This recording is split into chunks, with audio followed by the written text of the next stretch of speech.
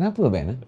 Kenapa banyak golongan moralis gitu atau agamawan dia nak pergi ke benda-benda yang kecil ni. Sedangkan banyak lagi benda besar. Pada pandangan Ben. Okey, terima kasih saudara ingatkan saya pasal ni. Sebab saya tengok dalam novel ni, dia ceritanya xenophobic kuat lah. Ya, xenophobic yang saya tengok antara tema dia xenophobic daripada awal sampai habis.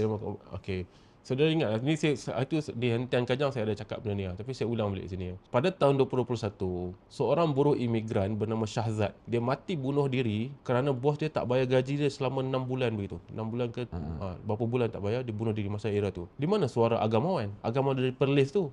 Anak-anak murid dia, anak-anak sapi je semua, anak sapi. Anak sapi ni pengikut dia lah. Pengikut dia lah. Okey. Jadi mana? Kenapa tak bersuara? Kalau kau, jadi kadang-kadang sebab tu saya tanyakan, bila orang cakap lucah, saya tanya balik, lucah tu apa? Apa itu lucah? Kenapa kalau benda ni kau sanggap satu, kita kata apa, kita kata buah dada lucah, ini lucah. Kemiskinan tak lucah. Imigran datang duduk rumah bersempit-sempit semua ni tak lucah. Tidak satu jenayah bagi kau, tidak satu kita kata apa penindasan.